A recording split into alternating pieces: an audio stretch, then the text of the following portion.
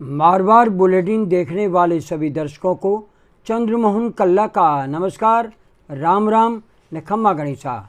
आज के समाचारों में अब तो 5 चरण के मतदान के बाद में नौकरशाही भी केंद्र सरकार की घबराई हुई है और नौकरशाही को ये भय है कि कहीं वर्तमान सरकार चली न जाए और इंडिया गठबंधन की सरकार आ गई तो फिर क्या होगा।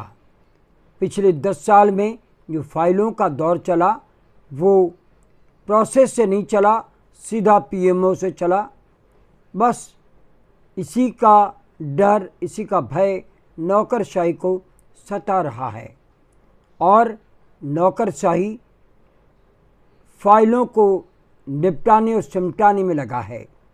आज हम इसके ऊपर पूरा ब्यौरा आप तक पहुंचा रहे हैं।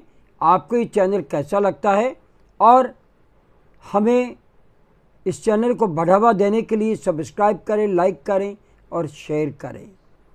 अब सुनिए विस्तार से समाचार।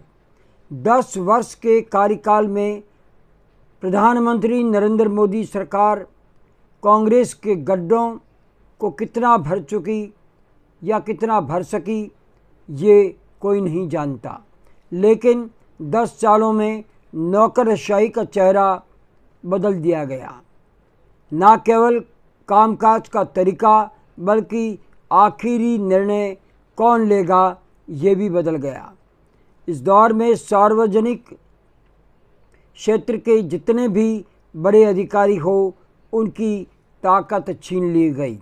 इन 10 वर्षों में नौकरशाही भी राजा की कठपुतली बना बैठा तमाशा देखता रहा। अब अगर 4 जून के बाद नई सरकार आ गई तो नौकरशाही के सामने बड़ा संकट आने का खतरा मंडराने लगा है। इन 10 सालों में नौकरशाही की ड्यूटी ही बदल दी गई। जो यूपीएससी के ज़रिए चयनित होते हैं उनके कामकाज को बदल दिया गया।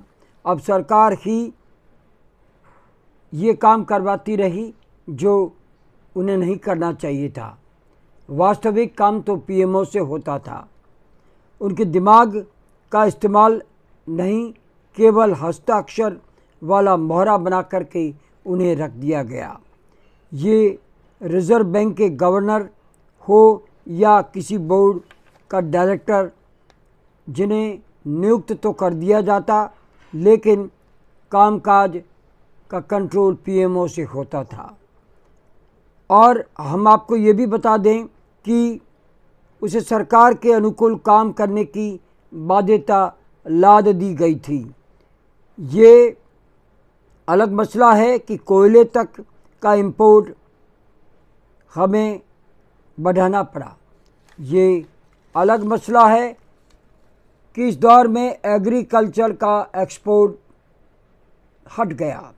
ये अलग मसला है कि कोर सेक्टर की रफ्तार थम सी गई। मैन्युफैक्चरिंग का सेक्टर डगमगा गया।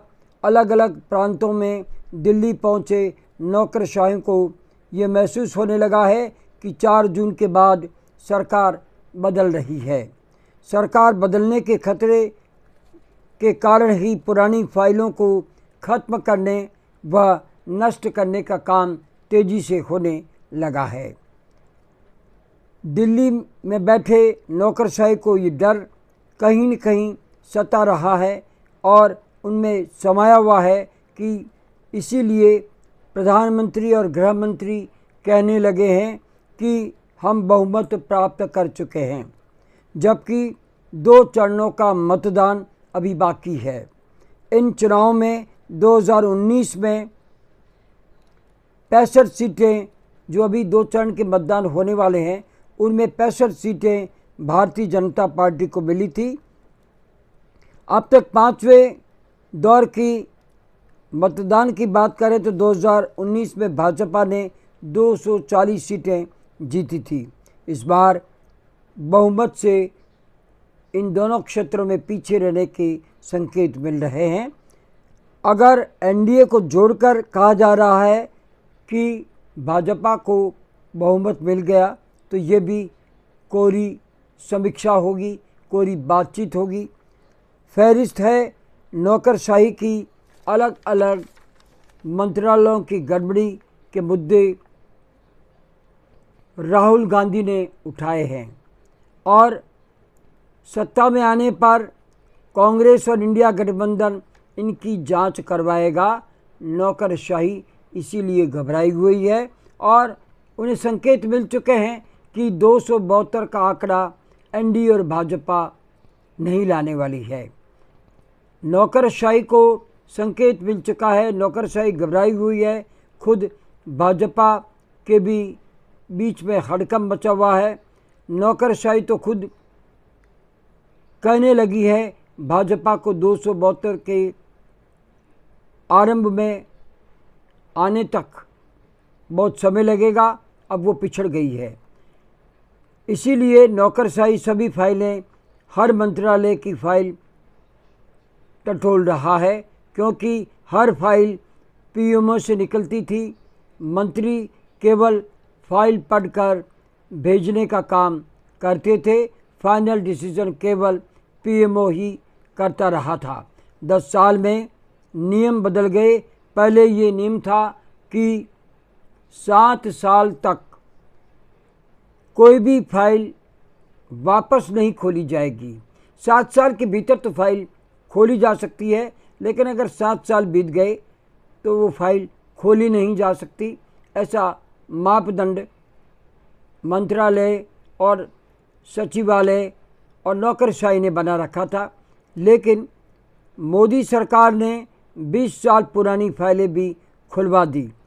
मोदी व शाह का 5 चरणों में मतदान के बाद बहुमत का दावा मतदाताओं के लिए नहीं है, बल्कि नौकरशाहों के लिए है। नौकरशाही फाइलों को सिमटा रहे हैं और निपटा रहे हैं। आपको ये भी बता दें कि प्राइवेट सेक्टर और कई बड़े कल कारखाने अंबानी व अडानी को सौंप दिए गए हैं और रोज़गार के अवसर पूरी तरह से समाप्त हो चुके हैं। इसीलिए नौकरशाही घबराई हुई है कि इन फाइलों पे हस्ताक्षर तो नौकरशाही के होते हैं, तो पीएमओ से निकलने वाली फाइल पर भी दस्तखत तो मुख्य शासन सचिव के ही होते हैं और तभी आदेश जारी होता है।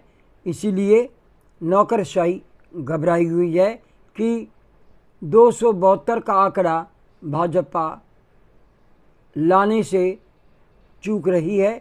230 से 240 सीटें लाने का अनुमान नौकरशाही खुद लगाने लगे हैं। आज बस इतना ही, अब हमें आज्ञा दीजिए।